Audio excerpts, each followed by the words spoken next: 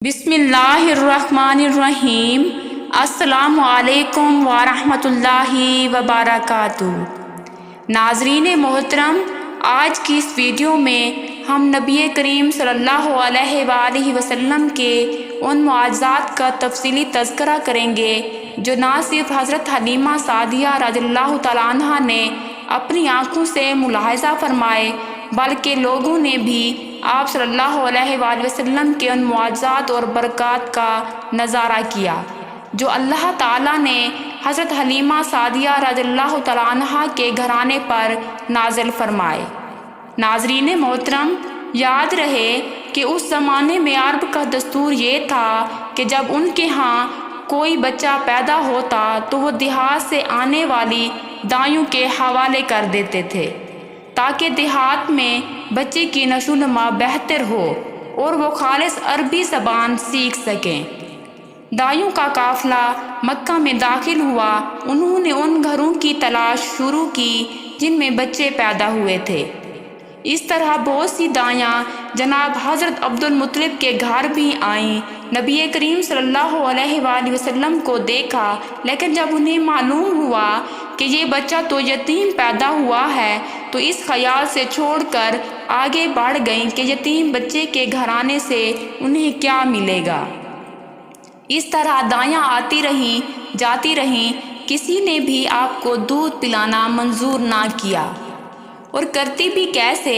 یہ سعادت تو حضرت حلیمہ رضی اللہ تعالیٰ عنہا کے حصے میں آنا تھی۔ جب حلیمہ رضی اللہ تعالیٰ عنہا مکہ پہنچی تو انہیں معلوم ہوا سب عورتوں کو کوئی نہ کوئی بچہ مل گیا ہے اور اب صرف وہ بغیر بچے کے رہ گئی ہیں اور اب کوئی بچہ باقی نہیں بچا۔ ہاں، ایک یتیم بچہ ضرور باقی ہے جسے دوسری عورتیں چھوڑ گئی ہیں۔ حلیمہ سعدیہ رضی اللہ تعالیٰ عنہا نے اپنے شوہر عبداللہ بن حارث سے کہا، خدا کی قسم مجھے یہ بات بہت ناگوار گزری ہے کہ میں بچے کے بغیر جاؤں، دوسری سب عورتیں بچے لے کر جائیں، یہ مجھے طعنے دیں گی، اس لیے کیوں نہ ہم اسی یتیم بچے کو لے لیں۔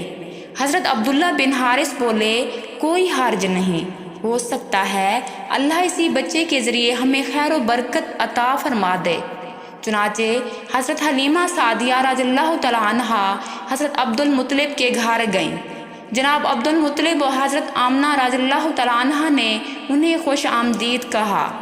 پھر حضرت آمنہ رضی اللہ تعالیٰ عنہا انہیں ان کے پاس لے گئیں۔ آپ اس وقت ایک اونی چادر میں لپٹے ہوئے تھے، وہ چادر سفید رنگ کی تھی، آپ کے نیچے ایک سبز رنگ کا ریشمی کپڑا تھا، آپ سیدھے لیٹے ہوئے تھے، آپ کے سانس کی آواز کے ساتھ مشک کی سی خوشبو نکل کر پھیل رہی تھی۔ حضرت حلیمہ سعدیہ رضی اللہ تعالیٰ عنہا آپ کے حسن و جمال کو دیکھ کر حیرت زدہ رہ گئیں۔ آپ اس وقت سوئے ہوئے تھے، انہوں نے جگانا مناسب نہ سمجھا، لیکن جو ہی انہوں نے پیار سے اپنا ہاتھ آپ کے سینے پر رکھا، آپ مسکرا دیے اور آنکھیں کھول کر ان کی طرف دیکھنے لگے۔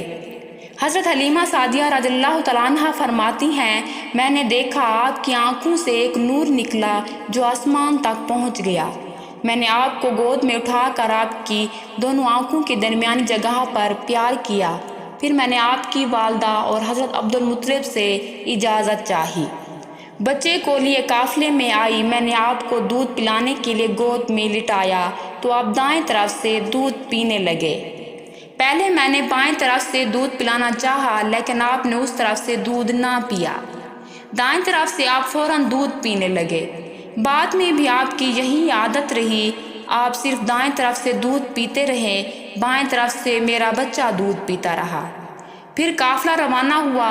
حضرت حلیمہ سعدیہ رضی اللہ تعالیٰ عنہا فرماتی ہیں، میں اپنے خچر پر سوار ہوئی، آپ کو ساتھ لے لیا۔ جب ہمارا خچر چلا تو اس قدر تیز چلا کہ اس نے پورے قافلے کی سواریوں کو پیچھے چھوڑ دیا۔ پہلے وہ مریل ہونے کی بنا پر سب سے پیچھے رہتا تھا۔ میری خواتین ساتھی حیرانگی سے مخاطب ہوئیں، اے حلیمہ، یہ آج کیا ہو رہا ہے؟ تمہارا خچر اس قدر تیز کیسے چل رہا ہے؟ کیا یہ وہی خچر ہے جس پر تم آئی تھیں اور جس کے لیے ایک ایک قدم اٹھانا مشکل تھا؟ جواب میں نے ان سے کہا بے شک یہ وہی خچر ہے، اللہ کی قسم اس کا معاملہ عجیب ہے۔ پھر یہ لوگ بنو سعد کی بستی پہنچ گئے۔ ان دنوں یہ علاقہ خشک اور قحط زدہ تھا۔ حضرت حلیمہ سعدیہ رضی اللہ تعالیٰ عنہ فرماتی ہیں اس شام جب ہماری بکریاں چر کر واپس آئیں تو ان کے تھان دودھ سے بھرے تھے، جبکہ اس سے پہلے ایسا نہیں تھا۔ ان میں بہت ہی کم اور بہت مشکل سے دودھ نکلتا تھا۔ ہم نے اس دن اپنی بکریوں کا دودھ دوہا تو ہمارے سارے برتن بھر گئے، اور ہم نے جان لیا کہ یہ ساری برکت اس بچے کی وجہ سے ہے۔ آس پاس کی عورتوں میں بھی یہ بات پھیل گئی۔ ان کی بکریاں بدستور بہت کم دودھ دے رہی تھیں، غرض ہمارے گھر میں ہر طرف ہر چیز میں برکت آنے لگی۔ دوسرے لوگ تعجب میں رہے۔ اس طرح 2 ماہ گزر گئے۔ 2 ماہ ہی میں آپ چلنے پھرنے لگے۔ آپ 8 ماہ کے ہوئے تو باتیں کرنے لگے اور آپ کی باتیں سمجھ میں آتی تھیں۔ 9 ماہ کی عمر میں آپ تو بہت صاف گفتگو کرنے لگے۔ اس دوران آپ کی بہت سی برکات دیکھنے میں آئیں۔ حضرت حلیمہ سعدیہ رضی اللہ تعالیٰ عنہ فرماتی ہیں جب میں آپ کو اپنے گھر لے آئے تو بنو سعد کا کوئی گھرانہ ایسا نہ تھا جس سے مشک کی خوشبو نہ آتی ہو۔ اس طرح لوگ آپ سے محبت کرنے لگے۔ جب ہم نے آپ کو دودھ چھڑایا تو آپ کی زبان مبارک سے یہ الفاظ نکلے، اللہ اکبر کبیرہ والحمد للہ کثیرہ سبحان اللہ بکرۃ وصیلا۔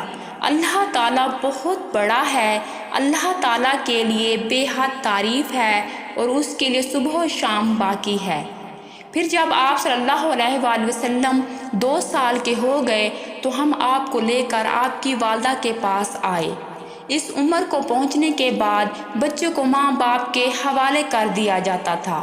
ادھر ہم آپ کی برکات دیکھ چکے تھے اور ہماری آرزو تھی کہ ابھی آپ کچھ اور ہمارے پاس رہیں۔ چنانچہ ہم نے اس بارے میں آپ کی والدہ سے بات کی۔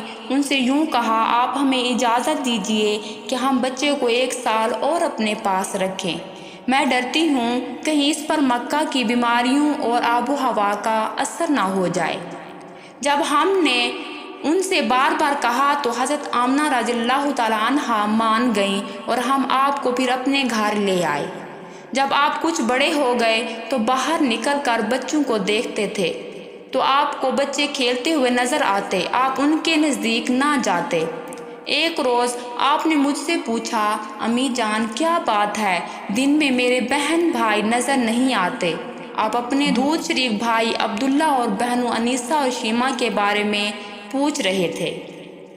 حضرت حلیمہ سعدیہ رضی اللہ تعالیٰ عنہا فرماتی ہیں میں نے آپ کو بتایا وہ صبح سویرے بکریاں چرانے جاتے ہیں، شام کے بعد گھر آتے ہیں۔ یہ جان کر آپ فرمانے لگے تب مجھے بھی ان کے ساتھ بھیج دیا کریں۔ اس کے بعد آپ صلی اللہ علیہ وآلہ وسلم اپنے بھائی بہنوں کے ساتھ جانے لگے۔ آپ خوش خوش جاتے اور واپس آتے۔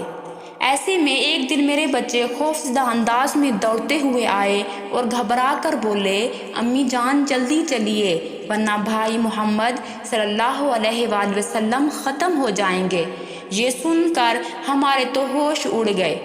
دوڑ کر وہاں پہنچے، ہم نے آپ کو دیکھا، آپ کھڑے ہوئے تھے، رنگ اڑا ہوا تھا، چہرے پر زردی چھائی ہوئی تھی، اور یہ اس لیے نہیں تھا کہ آپ کو سینہ چاک کیے جانے سے کوئی تکلیف ہوئی تھی، بلکہ ان فرشتوں کو دیکھ کر آپ کی حالت ایسی ہوئی تھی۔ حضرت حلیمہ سعدیہ رضی اللہ تعالیٰ عنہا فرماتی ہیں ہم نے آپ سے پوچھا کیا ہوا تھا؟ آپ نے بتایا میرے پاس 2 آدمی آئے تھے، وہ سفید کپڑے پہنے ہوئے تھے، وہ دونوں حضرت جبرائیل علیہ السلام اور حضرت میکائیل علیہ السلام تھے۔ ان دونوں میں سے ایک نے کہا یہ وہی ہے، دوسرے نے جواب دیا ہاں یہ وہی ہے۔ پھر وہ دونوں میرے قریب آئے، مجھے پکڑا اور لٹا دیا، اس کے بعد انہوں نے میرا پیٹ چاک کیا اور اس میں سے کوئی چیز تلاش کرنے لگے۔ آخر انہیں وہ چیز مل گئی اور انہوں نے اسے باہر نکال کر پھینک دیا۔ میں نہیں جانتا وہ کیا چیز تھی۔ اس چیز کے بارے میں دوسری روایات میں یہ وضاحت ملتی ہے کہ وہ سیاہ رنگ کا ایک دانہ سا تھا۔ یہ انسان کے جسم میں شیطان کا گھر ہوتا ہے اور شیطان انسان کے بدن میں یہیں سے اثر ڈالتا ہے۔ حضرت حلیمہ سعدیہ رضی اللہ تعالیٰ عنہا فرماتی ہیں پھر میں آپ کو گھر لے آئی۔ اس وقت میرے شوہر عبداللہ بن حارث نے مجھے کہا، حلیمہ مجھے ڈر ہے کہیں اس بچے کو کوئی نقصان نہ پہنچ جائے، اس لیے اسے اس کے گھر والوں کے پاس پہنچا دو۔ میں نے کہا ٹھیک ہے، پھر ہم آپ کو لے کر مکہ کی طرف روانہ ہوئے۔ جب میں مکہ کے بالائی علاقے میں پہنچی تو آپ اچانک غائب ہو گئے، میں حواس باختہ ہو گئی۔ حضرت حلیمہ سعدیہ رضی اللہ تعالیٰ عنہا فرماتی ہیں کہ میں پریشانی کی حالت میں مکہ پہنچی۔ آپ صلی اللہ علیہ وآلہ وسلم کے دادا حضرت عبدالمطلب کے پاس پہنچتے ہی میں نے کہا، میں آج رات محمد کو لے کر آ رہی تھی، میں جب بالائی علاقے میں پہنچی تو وہ اچانک کہیں گم ہو گئے، اب خدا کی قسم میں نہیں جانتی وہ کہاں ہیں۔ حضرت عبدالمطلب یہ سن کر فوراً کعبہ کے پاس کھڑے ہو گئے، انہوں نے آپ کے مل جانے کے لیے دعا کی، پھر آپ کی تلاش میں روانہ ہوئے۔ ان کے ساتھ ورقہ بن نوفل بھی تھے۔ غرض دونوں تلاش کرتے کرتے تہامہ کی وادی میں پہنچے۔ ایک درخت کے نیچے انہیں ایک لڑکا کھڑا نظر آیا، اس درخت کی شاخیں بہت گھنی تھیں۔ حضرت عبدالمطلب نے پوچھا، لڑکے تم کون ہو؟ حضور صلی اللہ علیہ وآلہ وسلم چونکہ اس وقت تک قد نکال چکے تھے اس لیے حضرت عبدالمطلب پہچان نہ سکے۔ آپ کا قد تیزی سے بڑھ رہا تھا۔ جواب میں آپ نے فرمایا، میں محمد بن عبداللہ بن عبدالمطلب ہوں۔ یہ سن کر حضرت عبدالمطلب بولے، تم پر میری جان قربان، میں آپ کا دادا۔ پھر انہوں نے آپ کو اٹھا کر سینے سے لگایا اور رونے لگے۔ آپ کو گھوڑے پر اپنے آگے بٹھایا اور مکہ کی طرف چلے۔ گھر آ کر انہوں نے بکریاں اور گائے ذبح کی اور مکے والوں کی دعوت کی۔ آپ کے مل جانے کے بعد حضرت حلیمہ سعدیہ رضی اللہ تعالیٰ عنہا حضرت آمنہ کے پاس آئیں تو انہوں نے پوچھا، حلیمہ اب آپ بچے کو کیوں لے آئی؟ آپ کی تو خواہش تھی کہ یہ ابھی آپ کے پاس اور رہے۔ تو انہوں نے جواب دیا، یہ اب بڑے ہو گئے ہیں اور اللہ کی قسم میں اپنی ذمہ داری پوری کر چکی ہوں۔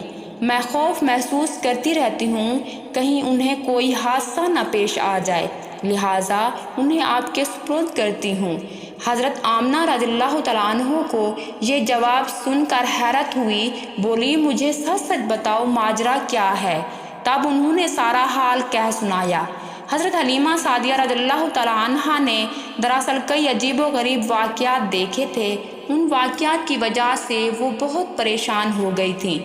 پھر سینہ مبارک چاک کیے جانے والا واقعہ پیش آیا تو وہ آپ کو فوری طور پر واپس کرنے پر مجبور ہوئیں۔